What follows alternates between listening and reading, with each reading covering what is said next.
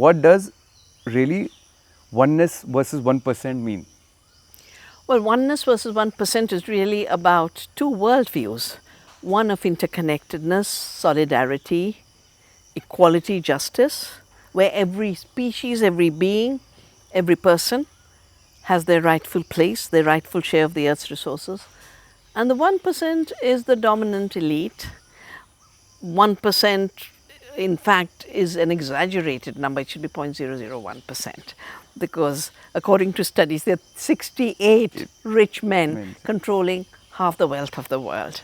So it's really about these two systems, two worldviews, and sadly the 1% is driving species to extinction, driving people to dispossession.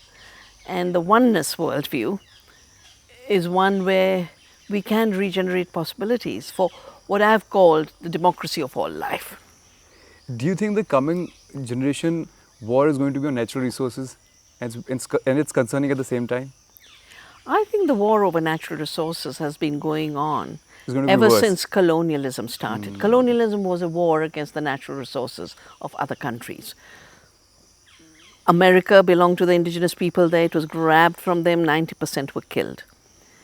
India's land was not property of the peasants, but used by the peasants, announced to be property of England, and Lagan started being extracted.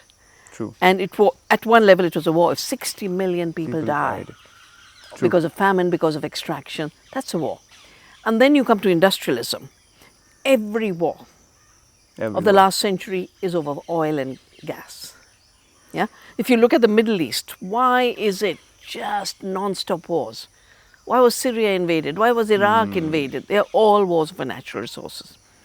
The wars of the future will be over everything being reduced to natural resources. The British reduced land to a resource and property.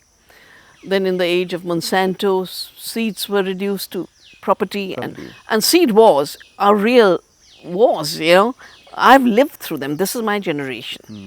Trying to own and patent the seed, driving farmers to suicide. 400,000 farmers ending their lives is a war. Future wars are both about us as human beings being reduced to raw material. Because they now say data is the big oil. Big oil, yeah. If data is the big oil, where's it coming from? Human beings. We are generating the data using a computer with your smartwatch while you're doing your running. Every bit of that data, the pace of your pulse, your blood, your heartbeat, it's all being taken, being turned into raw material to then be commodified, to manipulate you and to modify you. It's called behavioral science. And there's a brilliant book by a Harvard economist called Surveillance Capitalism. That's basically saying that the next stage of capitalism is human beings as the raw material for capitalism.